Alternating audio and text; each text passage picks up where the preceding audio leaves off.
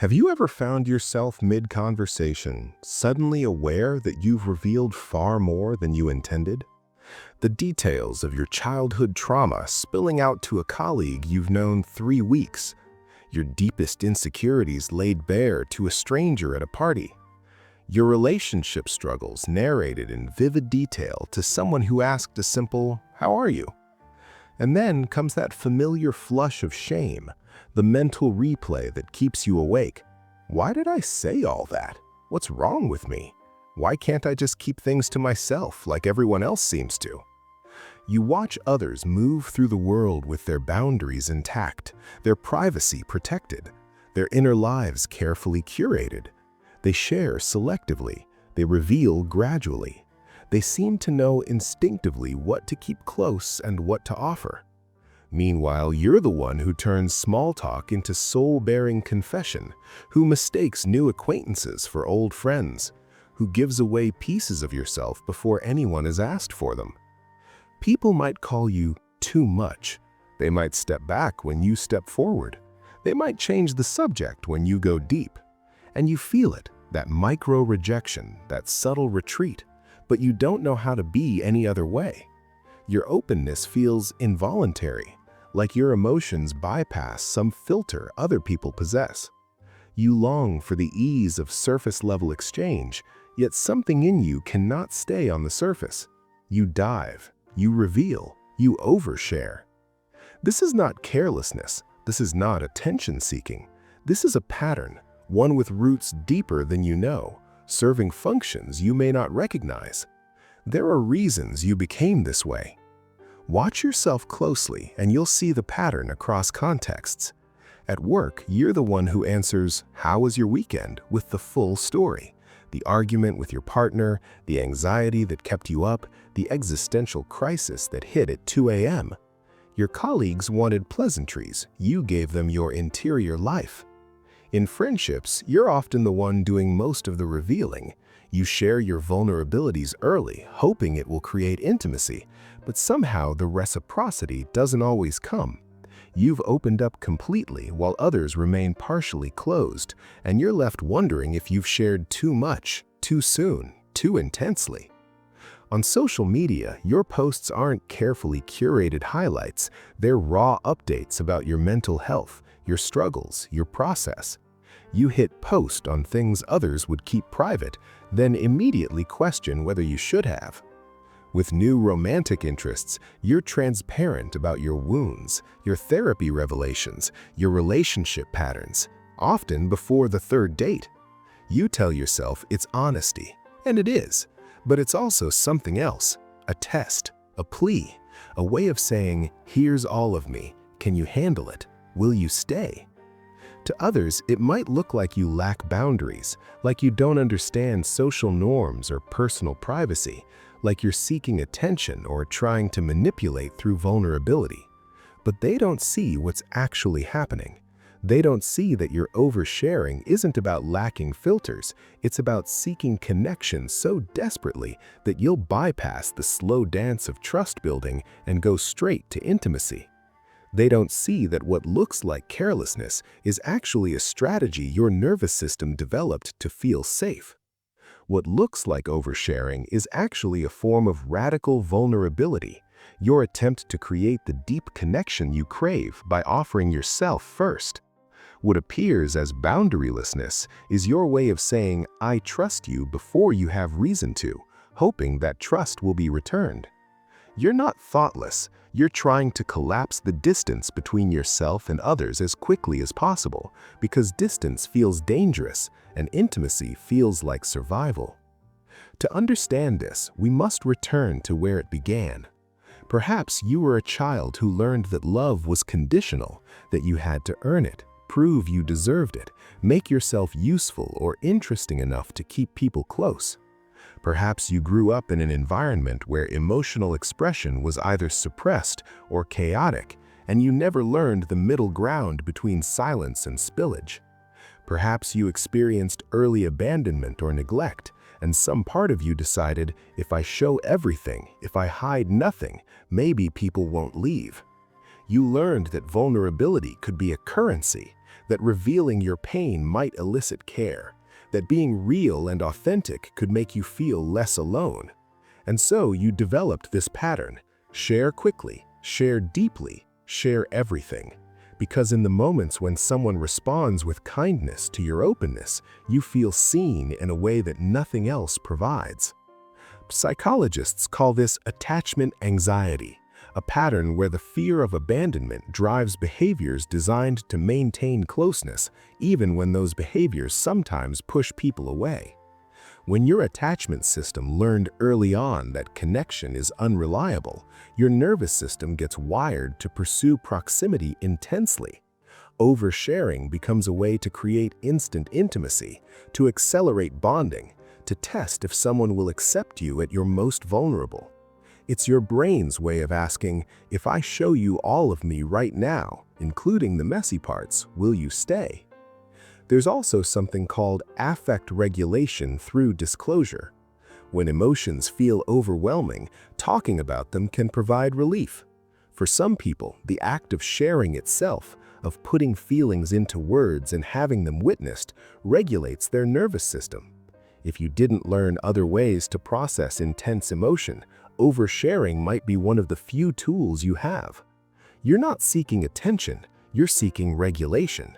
The shame you feel afterward is the cost of the temporary relief you felt during. And here's what many don't recognize: there's often a history of having your emotions invalidated or minimized. When you grow up in an environment where your feelings are dismissed, you might overcompensate by explaining them in excessive detail, as if the problem was that you didn't communicate clearly enough. You learned to justify your emotions with evidence, to provide full context, to make your case for why you feel what you feel. This becomes habitual. Now, even when no one is challenging your reality, you still present it with comprehensive documentation. This wasn't a flaw you developed, this was adaptation. Your young psyche, navigating relationships that felt uncertain or unsafe, created oversharing as a bridge. It was your way of trying to control the uncontrollable, by managing others' perceptions through disclosure, by preventing misunderstanding through over-explanation, by creating intimacy through vulnerability. It worked sometimes. It gave you moments of genuine connection. The problem isn't that you developed this pattern. The problem is that what once served you now costs you. But here's where it gets complex. This pattern that can exhaust you, that leaves you feeling exposed and ashamed, gives you something rare. Your willingness to be vulnerable, when received well, creates depth quickly. You don't waste time on surface-level relating, you cut through small talk to substance. In a world where many people hide behind carefully constructed personas, your authenticity can be refreshing, even magnetic. People often describe you as real, genuine, easy to talk to. Your openness gives others permission to be open. When you share your struggles, others feel safe sharing theirs. You're also deeply empathetic. Your oversharing often comes from a genuine desire to connect, to let others know they're not alone, to offer your experience as comfort or solidarity. You're not performing vulnerability for effect. You genuinely believe that sharing helps. And sometimes it does. Sometimes your willingness to speak about difficult things, mental health, family dysfunction, personal failure, breaks the silence that others couldn't break themselves. But the same trait that creates instant intimacy also creates instant overwhelm. The same openness that draws some people toward you pushes others away.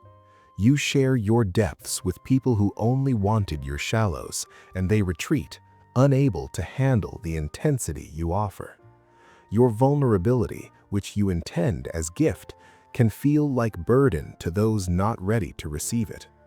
You mistake proximity for intimacy, new acquaintances for safe confidants, and you end up hurt when people don't reciprocate the depth you've offered. The paradox is brutal.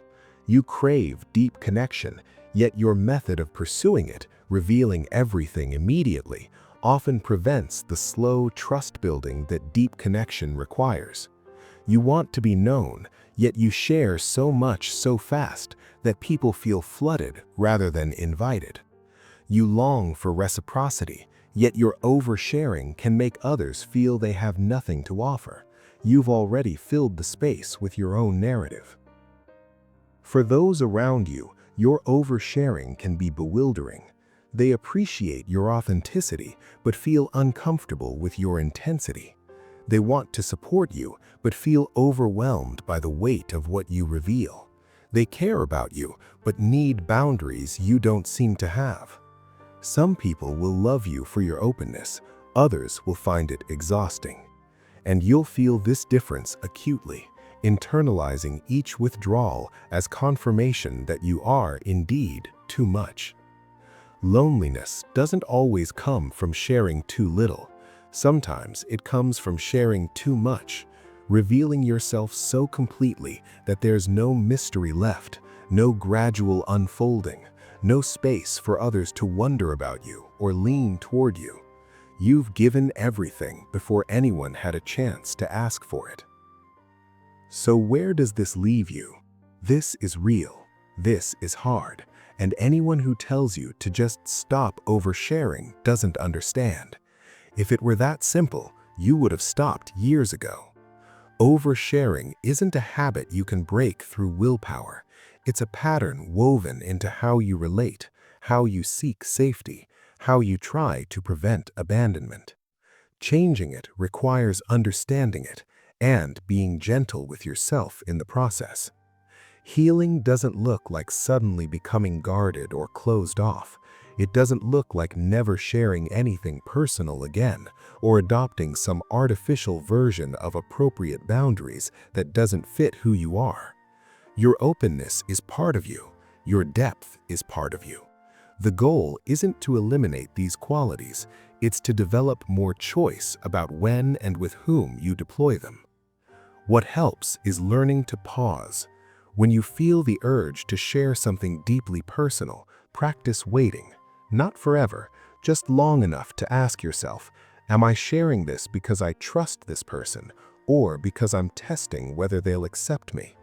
Am I offering vulnerability as genuine connection or as insurance against rejection? Sometimes you'll still choose to share, but the pause creates space for intention rather than compulsion. What helps is finding other ways to regulate your emotions. If oversharing is how you've learned to process overwhelming feelings, you need additional tools. Journaling can give you the relief of articulation without the vulnerability of audience. Therapy can provide a safe container for the depths you need to explore. Creative expression, writing, art, movement can channel what needs to be expressed without exposing you prematurely. What helps is recognizing that intimacy is built gradually. Trust is earned through consistent small exchanges, not one massive disclosure. When you meet someone new, try revealing in layers. Give them a little, see how they handle it, notice if they reciprocate, then offer more. This isn't game playing. It's allowing relationship to develop at a pace that serves both people, not just your nervous system's urgency.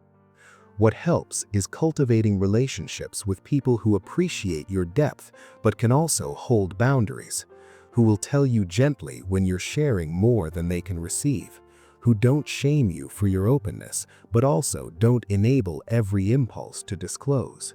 You need people who can say, "I care about you and I need us to slow down," without it feeling like rejection. What doesn't help is people telling you to read the room or have some self-control as if you haven't already tried. It doesn't help when others treat your vulnerability as manipulation or your openness as attention-seeking. It doesn't help to shame yourself for how your nervous system learned to seek connection. Self-judgment only reinforces the very pattern you're trying to change. Change happens slowly. There will be days when you overshare with full force, then spend the next 3 days cringing. That's not failure, that's being human. But gradually, you'll notice moments brief at first, then longer, where you choose restraint not from fear, but from wisdom, where you recognize that holding something back isn't the same as hiding, where you understand that mystery and gradual revelation are part of intimacy, not obstacles to it. So if you are someone who shares too much, too soon, too openly, listen carefully. Your vulnerability is not a flaw. Your desire for deep connection is not pathological.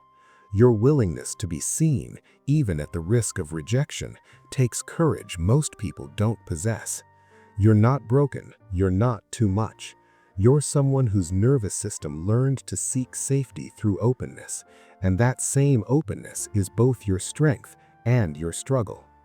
What others call oversharing is your attempt to be known before you can be abandoned. What they call too much is your refusal to relate superficially in a world that often rewards surface. What they call inappropriate boundaries is your belief, learned young and held deep, that vulnerability creates connection. Sometimes it does, sometimes it doesn't, and learning to discern the difference is part of becoming whole. You don't need to become someone who keeps everything private. You don't need to adopt the emotional guardedness you see in others.